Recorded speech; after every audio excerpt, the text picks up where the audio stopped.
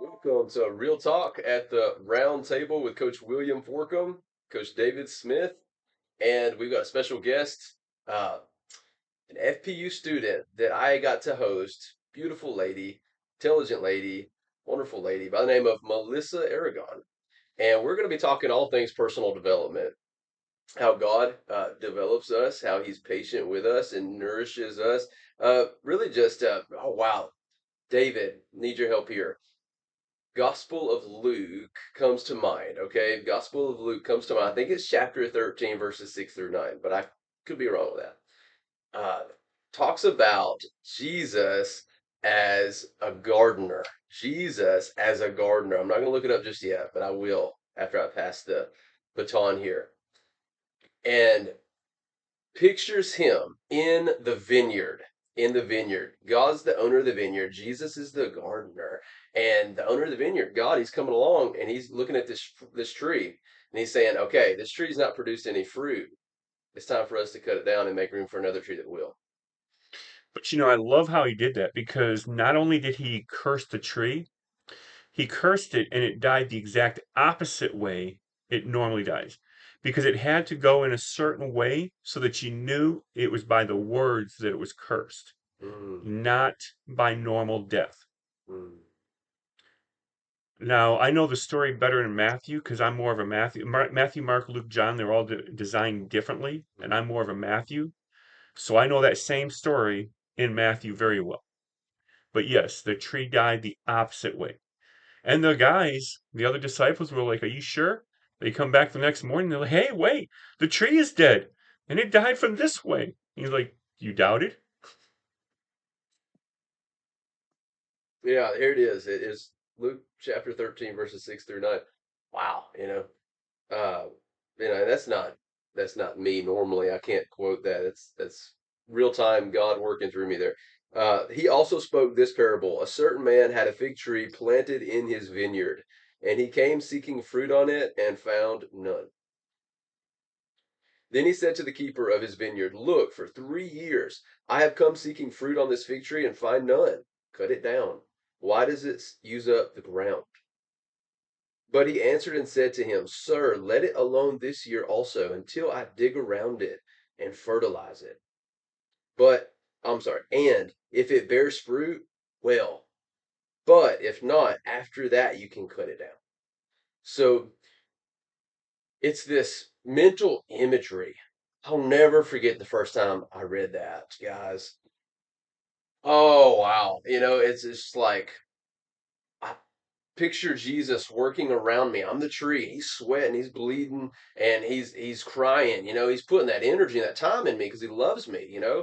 And I've squandered that so much in my life, and I've just had this realization, many tears, many tears. I'm on the verge of tears, close to it anyway right now, thinking about it, and there's just this idea. For years I pictured God as this punitive father, and I was there, at the end of his finger. He's just waiting to discipline me. It's like there's so much more to God than that. There's so much more. He loves us, and He's willing to work on us.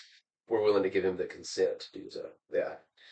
Um, yeah. So personal development. Yeah. So David, I'm going to pass this along to you and ask you about some personal development. Yeah. Well, I can't wait to hear, Melissa, but I do have one thing that I really have to share. Speaking that we're going to be talking about how God develops us, I have a powerful testimony talking about God developing.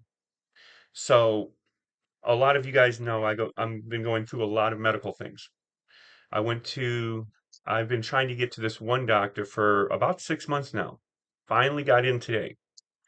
And it was the vein doctor. So they had to map out the veins, all that kind of stuff, dig in, go real deep in, and all that kind of stuff. Long story short, the person that did the ultrasound, oh, we can fix this. Seeing the doctor, oh yeah, we're going to do this procedure. It's done with the ultrasound, and they throw foam up inside my veins. So I guess you got a block of veins that go down, two of them on both legs, are non-existent. So the blood struggles on which one to go down. So they're going to basically throw this foam stuff up. It's some treatments that they're going to do, and it'll actually fix it. And so it's Hallelujah. like, praise God. So now the one problem is I have to wait till after the new year when I get my new insurance, because every year you get new insurance, Sure, whatever. sure. But anyhow, long story short, it is fixable. That's good news. Yay. So passing it over to Melissa and seeing how the topic is God develops us. How has God developed you? Um, I think I've been very fortunate in how he's developed me. I grew up in a very open and Christian loving household. Um, Probably just like everybody else, Ten Commandments and catechisms and learning, what everybody else does. Be nice to people, and they'll be nice to you, and basically the core values that most of us grow up with, if we're fortunate enough for that. And I think having that as a core to grow up with definitely helped define what I was as an adult and helped guide those decisions as I got older. Is having a moral compass where, especially in these days and times, it seems like those moral compasses are gone. So having that guidance and being able to pass that on to others, I think helps guide us and ourselves in the way that we Oh, do things. yeah, yeah, yeah. You mentioned the moral compass is gone for a lot of us, and it's like this idea that our culture is grooming this sort of moral relativism. There's no objective truth. It's just like if it's right in my own eyes, then it's right, and if I say it's right, it's right. And who are you to oppose it? And it's that objective truth that is we seem to be missing. Mm, mm, Mhm. I think one of the big things that comes out is our, at least generationally, I've noticed I grew up with you treat people how you want to be treated. And now it seems more like, well, I'll treat anybody the way I want so long as I get, what I need in return. So it's not helping somebody hoping to get helped in return. It's, hey, why aren't you helping me? mm. You know, um, that don't ask what you can do for your country, but what can your country do for you? And you go that if you take that down to the individual level, it's always, well, what are you going to do for me? What are you going to do for me? And there's such a generational obviousness of that anymore. Yeah. It's less relational and more like a transactional experience, a sort Transactional, yeah. a utilitarianism. Like, how can I use you to gain fulfill my needs? Which I think there's a healthy amount of that. Don't I think there is. I think there's a healthy amount of that because we are people with real needs, and we should have those needs met. But if we're like motivated by our needs, I think that's when there's a problem. Yeah. Well, I Mhm. think the result of what you can do for me or what I can do for you again should be a result and not the driving force. You help somebody because they need help. You don't, well, if I help you, are you going to do this? Well, if you're not going to, then I'm just not going to bother. Mhm. That's well Because said. there's a view of how you take care, how anybody looks at things anymore. Mhm. Mm, And it's funny because we were actually just talking about this at the Bible study this week. Um, God looks at the inside on the motive behind what you do. So I can give you $1,000, but depending on the motive is what actually happens with that $1,000. You can have a guy in church, he gives $10,000, and you can have another guy who gives $5. And that $5 is probably worth more than what that $10,000 is Yeah. because that's all they had. They gave everything. I So think the expectations when you start adding that to it is different too. Is, somebody says, I gave $5, that was everything. Well, you probably gave that because you expect now for, to be getting more because you gave more of a percentage. Whereas a $10,000 guy actually is the one who's looking for more. I gave $10,000, so now I should have a vote. I should have a say. I should get this. I should get that. mhm. Versus, the guy who gave five just because he knows that somewhere along the lines it's going to help somebody else. mm, The key is like spiritual law says, on the same scale you sow, you will reap. It also says, if you don't believe in God, you believe in karma. What you put out, you're going to receive. So spiritual law says, well, if I give a shirt off my back, when I need a shirt, I'm going to get a shirt. If I give $10,000, I'm going to get 20,000 back. But that's true. However, with God, it's multiplied even more because he puts his blessing on it. That's where 30, 60, 100 times fold comes in, Mm. you know? So, what I always like to say is it is completely apples So oranges. To Good. oranges. to oranges. Absolutely. 100%. 100%. David, I love that. We can compare the two, and I think it's good. I think that we benefit from comparing the two. But it's like this whole idea. It's like, what's our motive? What's our motive? Because God knows the heart, God Hmm. knows the heart. The second we start to judge the heart, we're in God's territory. He doesn't share that glory. And fact of the matter is, we don't know. We can analyze the data and be fruit inspectors, but we don't know. We don't know a person's heart. Hmm. Yeah. And it's funny. You said that we can't try to take the glory from God. Mhm. One did try to take the glory from God. He was God's right hand man. He was the angel of music, the highest recognized angel in heaven. And he's like, wait a second. Why are you guys worshiping him? I'm the one doing the music. You should worship me. And that's where we got into this mess that we're in. Yeah. And it's almost like a natural thing. I've caught myself, wanting that, that power. David, something that you mentioned that I've seen a trend in a lot of churches, some churches that I've been a part of. It's like this idea of this monetary amount. If I'm giving this amount, don't you know who I am? Don't you know how much I give? Like, I've got this agenda and we're going to do this. Okay. And it's like this power struggle and this expectation that because I give this amount, we're going to do what I want to do. And it is. It's devastating. It's devastating. It seems to me like it's extremely hard to work together, especially at times, because it takes that humility. It takes that. Maybe I am wrong, but then I think we'd all agree here because I just think that we would. We're better off when we work together. Yeah. Well, you know what they say. If you want to work fast, work alone. Mm-hmm. If you want to go far, you work together. Well, I think that comes down to culture too. I mean, people buy into things, and we buy into shares, and we buy into votes in a company, or votes in, and how things are run. And I think people believe because it happens on such a large scale, that's how it happens on a small scale. If I buy X amount of, so and so's company shares, I get a say. So obviously, if I'm the biggest contributor to the church or the work fund, or I give the most, then obviously I'm going to have more of a say and a better stake and a better claim. And I think for some people in religion, they do the same thing. If I'm giving, 10,000 or 20,000, I can have a better say in the church. And some of them take it so far as to think they're going to get a better place afterwards too. Mm-hmm. And they, it's just, I think because it's perpetuated on such a large level and a large scale, that it just trickles down and becomes an individual choice as well, an individual thought. Yeah.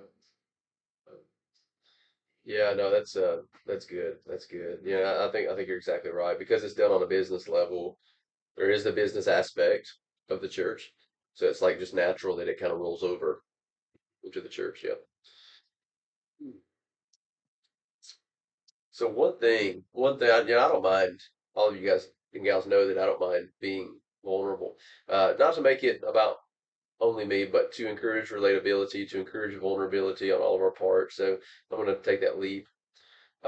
One of the things that I've been struggling with is blessing and not cursing, even when somebody is my enemy. They're coming at me, they're hurling false accusations, libel, slander, you name it. And just this idea of blessing and not cursing and doing that in faith when the world says, you are just a total pushover, you know, you need to stand up for yourself. And I want to analyze that for a minute and get you guys' opinion on that. I don't want to go into too much details because it's some private things I'm dealing with, but this whole idea and perhaps a specific example would help, but I'm not going to use mine. Well, maybe I'll formulate a hypothetical, or perhaps one of you have something that you don't mind sharing. But this whole idea of when is it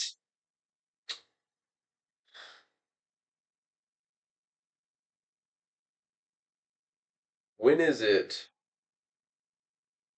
unhealthy passivism, like unbiblical passivism, if that's a word, passivism, passivity.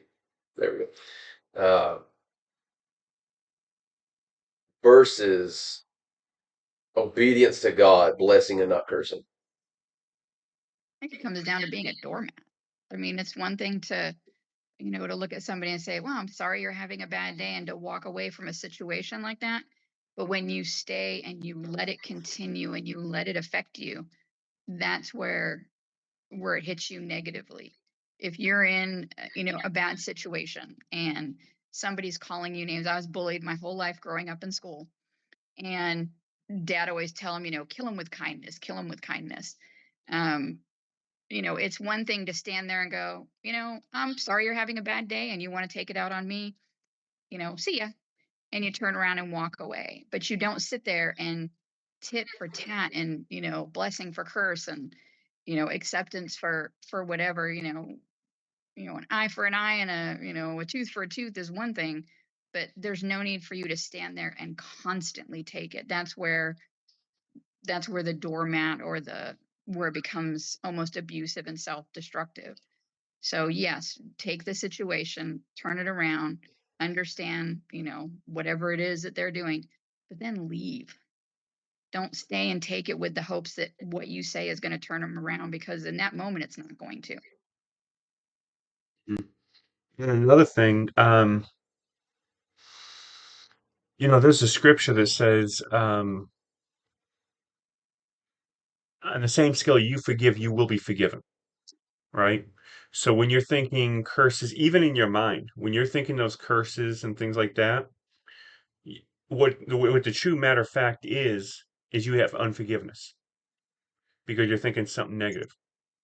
And love conquers and covers a multitude of sins. So with that being said, um, when you get a negative thought, you bless someone, that's going to reverse that negative thought. The scripture says, take every thought captive and make it obedient to Christ. Well, if you take that negative thought and you bless somebody, that's reversing, and that's actually helping them out. So, well, I really don't like the way you said that.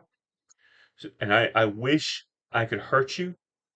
So I take that thought and I'm saying, I overflowingly fill Will with blessings so he can bless others. Bless him abundantly. Now that negative thought goes away because it can't stay when you're loving the person. Yeah, yeah. Kind of this whole idea of bitterness is like taking rat poison and waiting for the rat to die. We don't want to be bitter. We don't want to be bitter. And I love how you said that, David. We're to take every thought captive. I just practiced that today. I practice it every day. I have to, because there's so many intrusive imposter thoughts. Like, where's that coming from? The spiritual warfare is real, turns out, and it's just like I'm grabbing a hold of that, Hmm. and I'm giving it to you, Jesus. It's yours. And he does. He takes it. He takes it. And before it can really take root in my spirit, hey, I've already handled it. It's gone.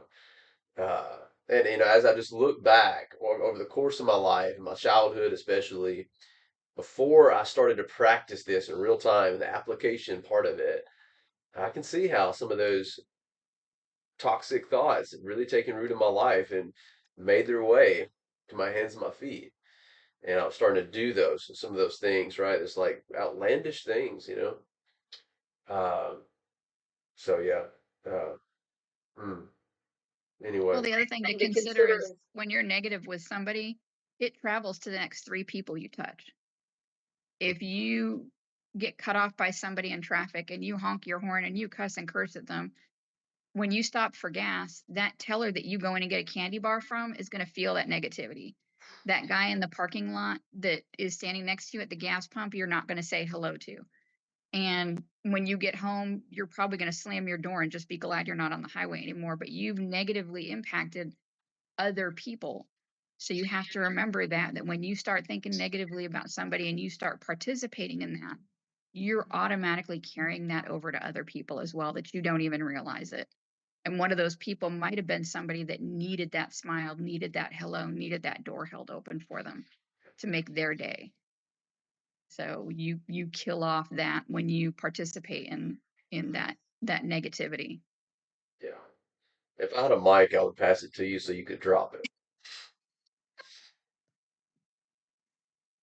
Well said. Well said. You know, it's that 100% accountability, taking it and saying, you know what, I'm going to choose to be grateful because grateful is the remedy for bitterness, for unforgiveness.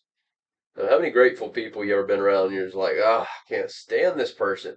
And I can actually think of a few instances when I was like that. And it was grateful people have a way of illuminating the problem within you, don't they? And or illuminating your own gratefulness because you're a grateful person. You know, it's that humble pill that's horse pill and it hurts going down. But once we swallow it, it gives birth to so much nutrients and joy and wonder. You know, and it's just like wow, okay, like nothing can get me down right now. I've got the hope of glory, Christ Jesus Himself within me that loves me and knows me. That's the thing, you know. He knows me, all my frailties, completely. He knows me, and he still loves me. It's a love that I couldn't outrun, and why would I want to? Why would I want to?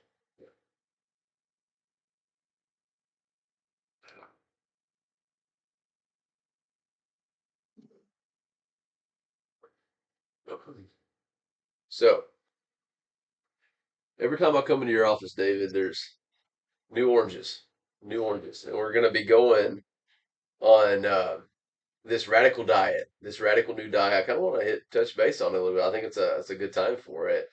Um, It's a good time to talk about apples and oranges. I mean, yeah, so speaking of God, um, and how he develops, he created our bodies to recalculate and re-heal itself. Our body is wonderful. It literally restores. You get a cut, it clots up, it heals, it fixes it up. It'll actually heal the cut itself. The clot will actually build a scab, build the skin underneath, the scab falls off, and it's healed. Body literally will heal itself yeah, in most situations. So we're going on a month fast. The longest I've ever done has been 8 days. Now, Jesus did a 40-day fast. But we're going to do a 30-day, and it's going to be epic. yeah. You know, as you're talking about our bodies like healing themselves, I've watched a lot of content on this, and I know that you have too, David and Melissa. I think that you have as well because I think we've talked about it. And I want to ask you into this for just a second. Um, Processed foods, sugars, unhealthy sugars, uh, chemicals, preservatives, all of these things that we keep pouring into our bodies hinder them from doing what they were made to do. So the idea behind this fast is just having a hard reset, like David mentioned, a hard reset, and giving our bodies the chance to recalculate, and heal some of those gut issues that we probably have. Uh, Maybe it's high blood pressure for you. Maybe it's high blood sugar. Maybe it's whatever, high cholesterol, A1C. But given the fact that God made our bodies to heal themselves, but it's up to us what we eat, I think it's going to be epic. Just like you said, David, I think it's going to be epic. I think we're going to see real results, and I think that we're going to stick with it for 30 days and go from there. Go from Hmm. there. Maybe we analyze it and we say, wow, we're already seeing like this, whatever it is, clarity, extra speed in conversations. We're signing more clients. We're both coaches. We're always talking with people and trying to, help them by working with them. Maybe, that starts to, it will. It's Hmm. not maybe, it's like it's going to. And then all these other things, these health benefits, it's like, okay, I think I want to just continue on with this. Hmm. Yeah, so like you said, um, the idea how a store is set up, you use that and become better. So when we go through this, it's going to change the way we eat. You said how a store is set up? Yep. So the good way to eat, when you go into a store, you stay on the outside, you don't go down no aisles. The aisles have all the processed, all the garbage, all the man-made stuff.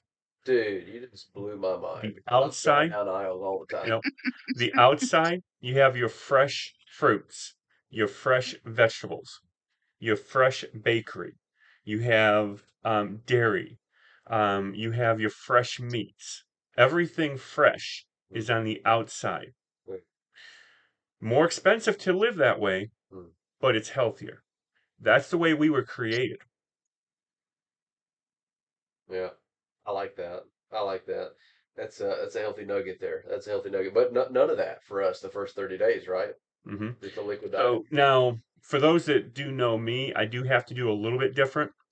So the first 7 days, I'm going to be starting to work to cut out my medications because with a lot of the medications, you can't cut them cold turkey. The insulin will stop almost immediately because I won't be intaking food, so I don't have the sugar that the insulin needs to get rid of.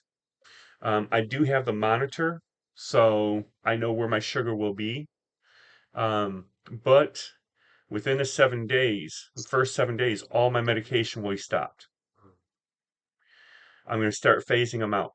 I'm doing it in a healthy way, but there's going to be no food at all. And after 7 days, there's going to be no medications. Wow, I'm excited. Melissa, come on in here. I know that you've got some insight here. Um, Not a big one for fasting. Unfortunately, I move too much and do too many calories in a day. It's not an option for me. But it's funny when he mentioned the shopping the outside of the groceries because that's what I grew up with too. Is you did your vegetables, you did your lean meats. That's where your egg and your cheese came from, and the treats were down the aisle. That was the treats were the macaroni and cheese or the pizza or the ice cream. But they're all like he says they're down the center aisles. Um, I wish you guys the best with that. I think it's amazing. I have done, some of the intermittent fastings, and they've always worked for me. It's been amazing the clarity and the I guess the energy that you feel. People don't realize it, but sugars and fats are actually a physical drawdown. And I think anybody who hasn't gone through at least one moment of intermittent fasting in their life doesn't realize how much food really impacts how you behave and how you live. Mhm. Now, it's funny that you brought that up. I'm glad you did. My brother does intermittent fasting. I actually tried intermittent fasting and I was not able to do it because back and forth with it with medication stuff like that. So I wasn't able to Yeah, do same intermittent here. fasting. However, since you brought it up, tell us what is intermittent fasting? Intermittent fasting is kind of a hybrid between uh, you know going like you guys are doing with a 30-day all out and just altering your intake. There's certain hours of the day that you can eat. There's certain hours of the day that you can't, based on your trainer, your doctor, like you have your medications. Um, it's either an 8-8-8 or a 12 and a 6, or how many hours you can eat and can't eat. I did my nibbling while I was at work, so I had about 8 or 10 hours a day that I could eat, and when that 10 hours was up, nothing for the remainder of the 24. Mhm. Um, did water, did some of that, but not you didn't eat anything. And Yeah. then when that time came up again, then you could eat again. Yeah. Some people do it. You can eat anything you want during that time.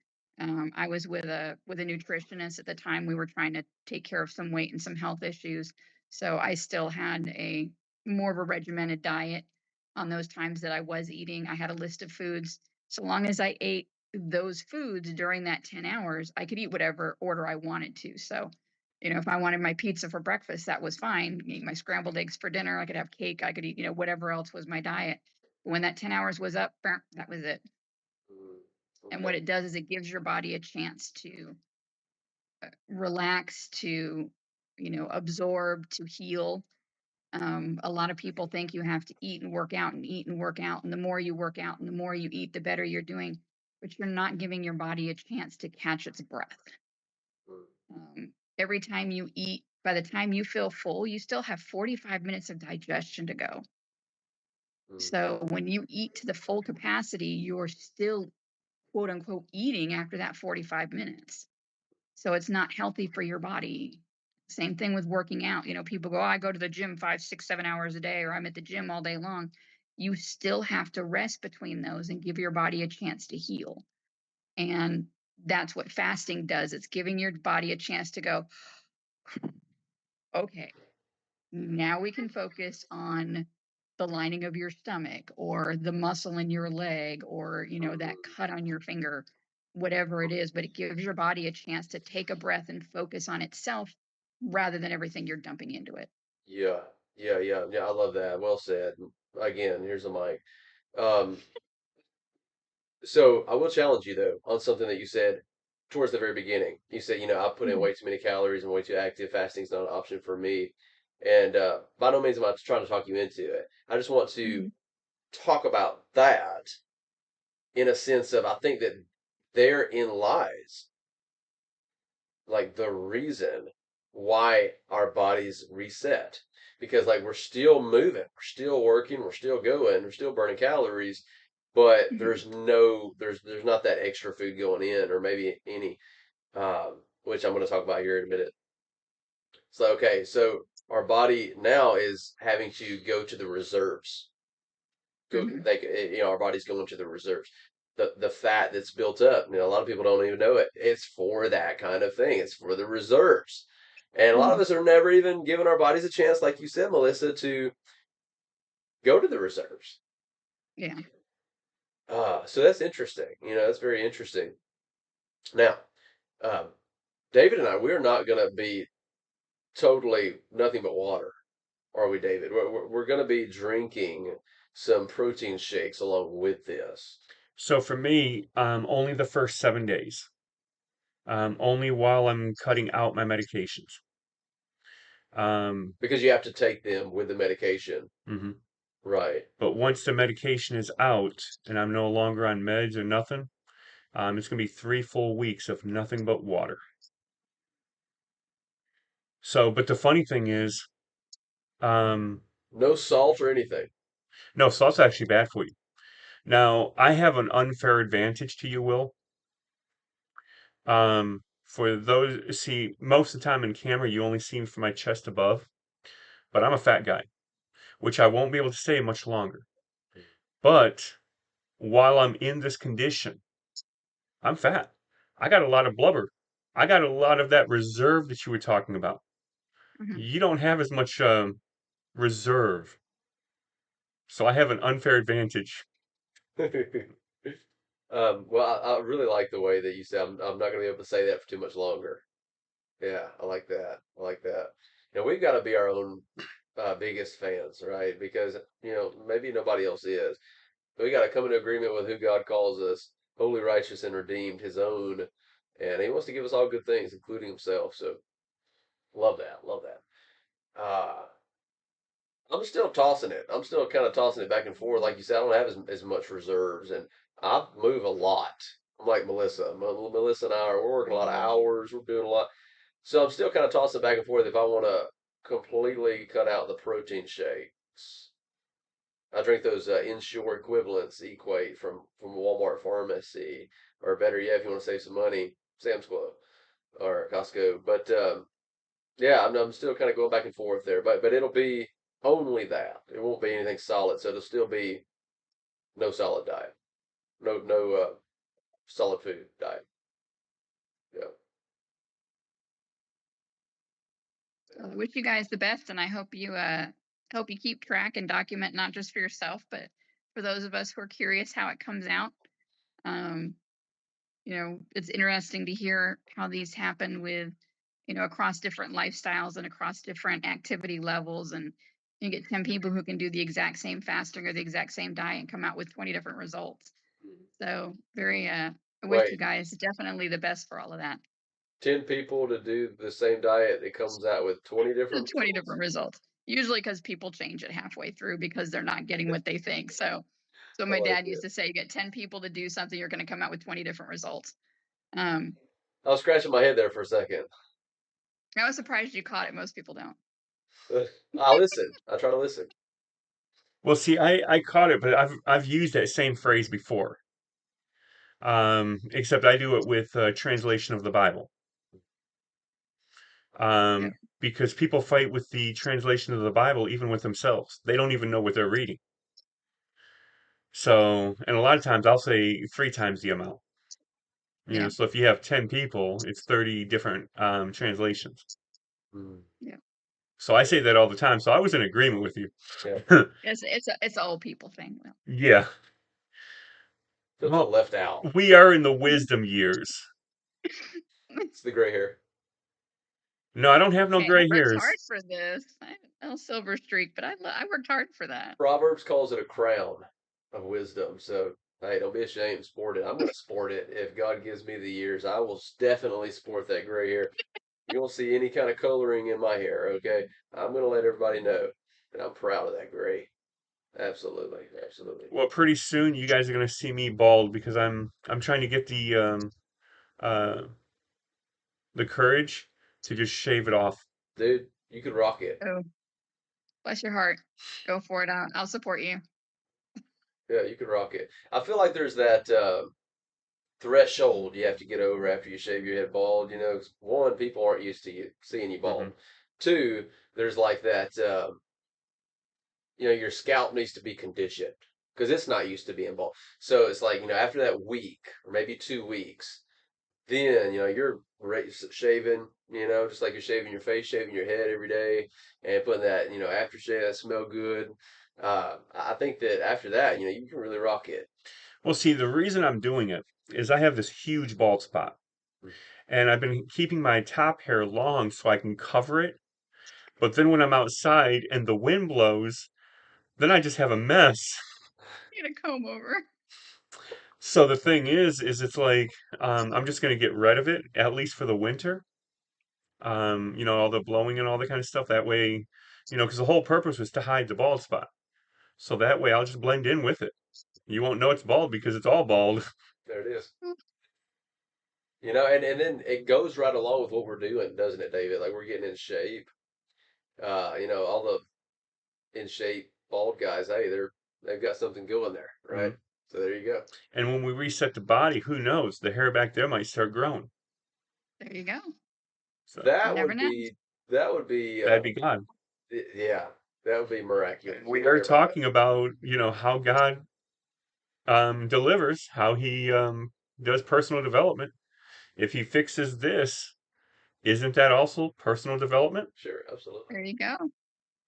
And he's doing it in accordance with our choices, with our free will, with our volition. Like we're not just sitting back wishing. Like we're doing it. We're actually doing it. We're making those sacrifices, and it's gonna be hard. It's gonna be really hard. I'm gonna be calling you. I'm gonna be saying, dude, screw this. And I'm gonna need you to be strong, and I want to be strong for you too. And we're gonna do it together.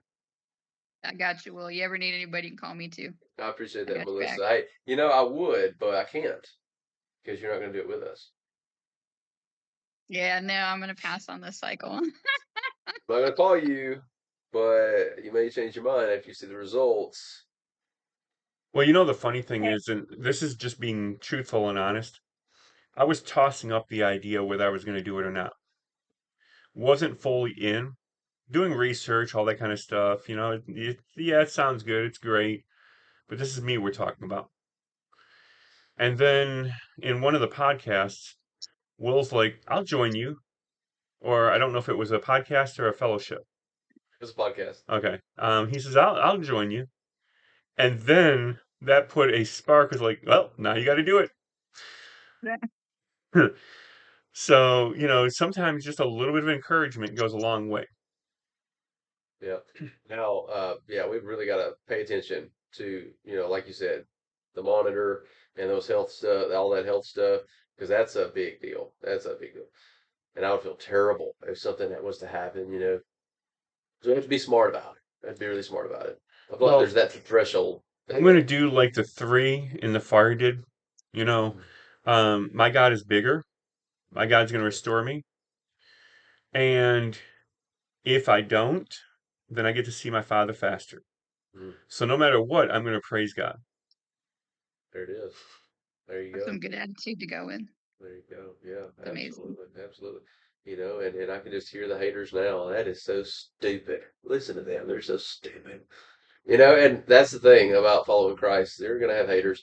Uh, Christ had haters. They hated him so much they crucified him. And he's like up on the cross, bleeding out, and he's like, Father, forgive them, for they do not know what they do. And that kind of full circles back to, was Christ a doormat? I think in a large way, yeah. Um, and we get to traverse that doormat to the Father. Like without that doormat, there's fires, like the floor is lava type of thing. We're not able to go because the floor is lava, hell. But like with that doormat, we're able to go to the Father. Now he's glorious. He's up there in full sovereignty. He could squash me right now, maybe a greasy spot on David's floor. So he's not a doormat. Don't hear what I'm not saying, but he did humble himself, and in a real way, and especially in our culture, the way our culture perceives kindness and sacrifice and humility and really agape love. He was a doormat. I think the difference between us and him is I don't think he was a doormat so much as a sponge. Mm, When we take that, we take it because there's something less in us that keeps us from walking away. He took it from them. He didn't take it on himself. There's a difference. If I sit in a room and tell you you're horrible, you're mean, you're awful, you're not worth anything, you're a blight on this earth, whatever, and you sit there and take it, that makes you a doormat. If you sit there and go, yeah, and there's nothing else I can do about it, that makes you a doormat. But if you stand there and like he did and say, give it to me, I will take this anger from you. I will take this negativity from you. I will take this from you and bear it up myself. That didn't make him a doormat. That made him a sponge. He absorbed all of that to basically wipe clean and to cleanse us from where we were. So I think there's a big difference. I don't think he was a doormat. He didn't take it and think any less of himself. He took it from them so they would no longer have it. And us is a byproduct. yep.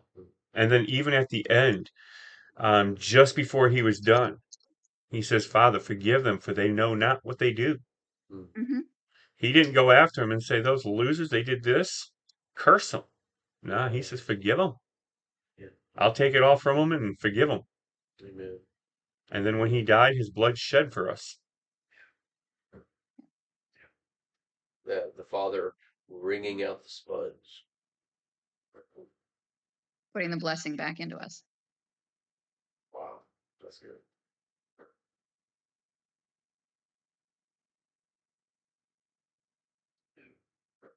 You asked at the beginning what makes us a doormat. I think it's how we respond. If we sit there and let it turn us, what is a doormat? It's a flat piece of something you wipe your feet on. If Mm, we allow people to just wipe their feet on us and it flatten us, that makes us a doormat. If we walk away or we take it and turn it into something else, I don't think that makes us a doormat. So it's how you perceive and how you react to the situation. Yeah, That's right. yeah. And not knowing and being passive, I think goes along with that. I think it goes along with that because doormats are pretty passive. Hmm. Yeah, just like we were talking earlier, it's not necessarily the action, it's what's behind the action. You're taking it in, but what's your thought behind that? Hmm.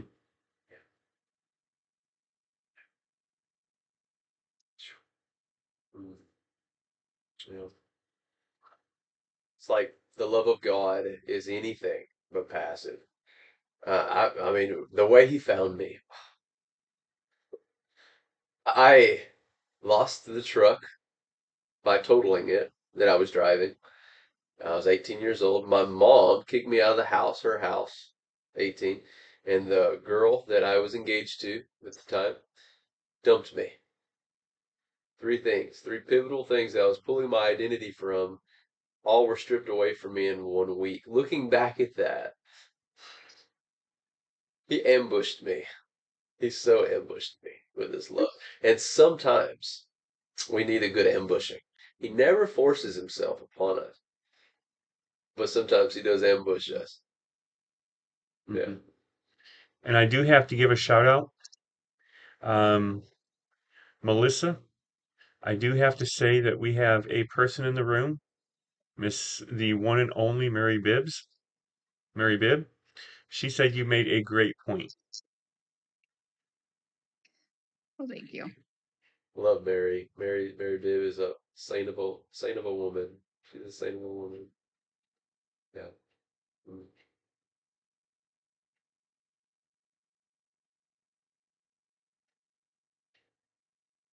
Dance it again.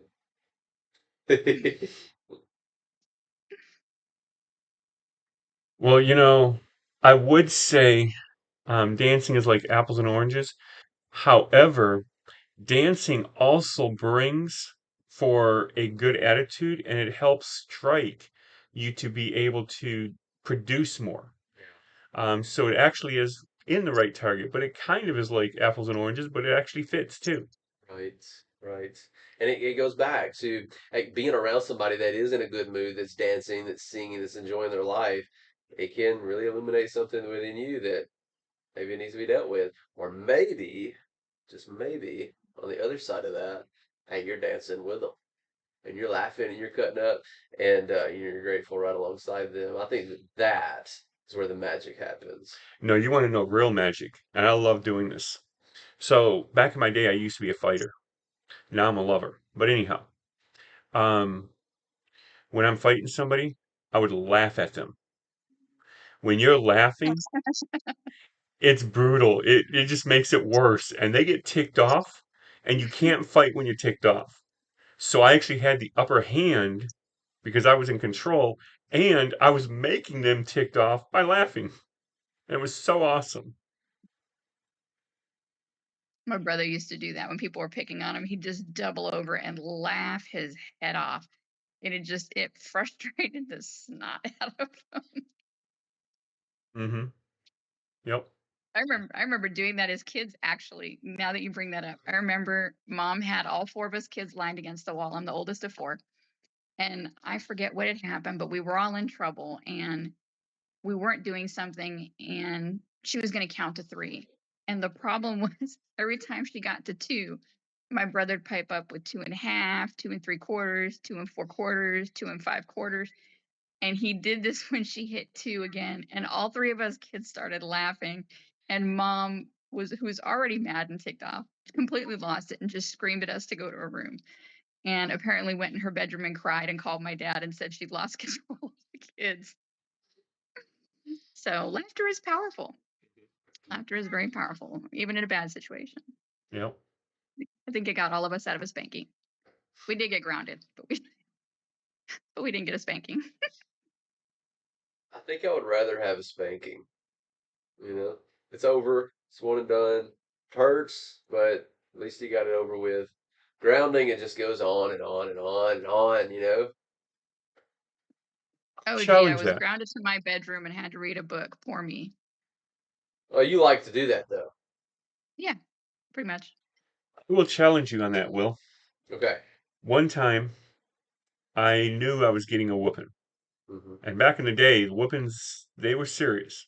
Yeah. Hmm. And I knew I was getting a whooping. So I put a lot of pair of pants on. My dad whooped me. Didn't feel hardly anything. I also don't have the facial features, nothing, it's not phasing me at all. And he's like, wait a second. He takes all my pants and rips them off, and it's bare bottom. I could not sit on my butt for a whole week. I was in school sideways because I could not sit on my butt. So I will challenge you because sometimes your whooping is strong enough that it lasts. Yeah. Yeah.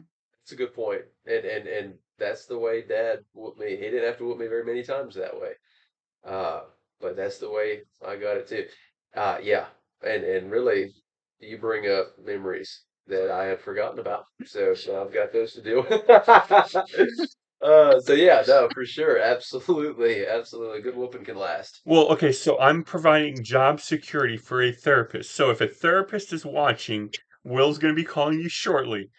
No, I won't be because I had my therapy this morning. There you go. I have my therapy this morning. I have it bi-weekly and it's amazing. And I highly suggest if you're thinking about therapy, get it. It'll do you some good.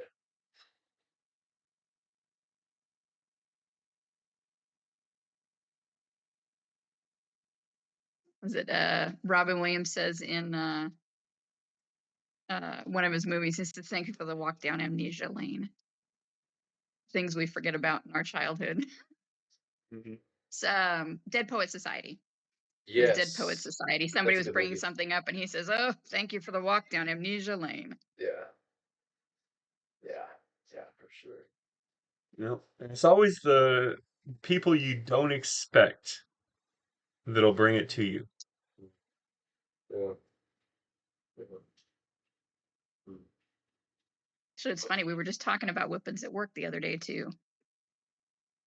I'm old enough to be the mother to most of my employees and grandmother to a couple of them. And we were talking about the differences in spankings, beatings, and getting switches and using the belt and wooden. I got the wooden spoon on a couple of occasions growing up, so it was just what was handy. Hmm. Mom was a baker, so there was always a wooden spoon within reach. Yeah. Yep. Yeah, my mom would have a wooden stick that had holes in it, Oof. and then my dad would just grab his belt and it would just be the belt. Yep. Um, but like my mom would whip you first, and then she'd just be like, "You don't want me to tell your dad." And when dad came along, it's well, bam. You would enjoy the whooping from your mom, not from your dad. Yep. Yep. And I feel like that is really really changed. When I was in, I believe it was the sixth grade. Yeah. Uh, we had a teacher. I won't say her first name, but I will say her last name, Miss Hill. She was 5 foot nothing, beautiful lady, Asian, and she had a paddle. She also was a tennis player, and she didn't mind lighting you up. She didn't mind it, and she lit a lot of us up. Never did like me. I never got a whooping in school. Never got a whooping in school. I was pretty well behaved, maybe too well behaved. I'm not sure if that's a thing, but anyway, did witness, however, that by somebody that wasn't so well behaved. He got a whooping for peeing in the classroom. He did. He peed in the classroom in a bottle. Like so silly. Anyway, but that's yeah, that happened. And I think I asked to go to the restroom or something, and Miss Hill was actually outside of the classroom by the time I got back, because he had done something stupid again. She was just at the end of her self. So she went out there, and I'll tell you, this was not a small boy. He was a big guy, even for the sixth grade. He pushing 6 foot, and he turned out to be one of the star football players, and they went on to win state. Good, athletic guy, and I remember seeing this 5 foot nothing, 120 pounds soaking wet, maybe, tennis player, Missy will lighten him up, and his feet come up off the ground, and it's hollering. You don't see that. You don't see that anymore in school, and I think that our generation now, our younger generations now, is showing the ramifications of not having that. Uh, Kind of bringing it back full circle again, morality, this whole idea of morality being relative, my truth, my truth. And while I think a part of that is valid, we view reality through our own perception, and our own perception is our reality. But there's still that objective truth that we need as our anchor in the person Jesus Christ. He's crazy about us. He gave his 66 books in the Bible, 39 in the Old, 27 in the New, because he loves us. The number one best-selling book of all time is a library of books in the Bible. And it's like I asked myself, actually I asked somebody else, it wasn't myself, but I asked myself, I didn't ask them, kind of like in this context, and say, if I was the maker of everything and I was crazy about you, would I make truth apparent, or would I make it something you had to go distill out, or perhaps a mixture of both?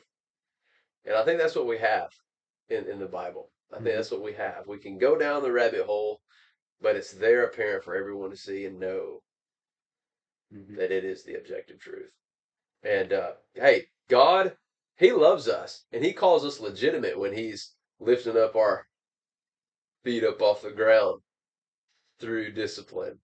So I think that it's important for us to not only accept it, but to seek it out sometimes. Yeah. And back in the day, we used to get discipline, and it corrected us. And matter of fact, Yeah. earlier today, I seen this sign that really made me think, and I never thought of it this way. It said, you used to go to college to lose your virginity, but now you go to lose your mind. Because now they're just killing us. Yeah, that's funny.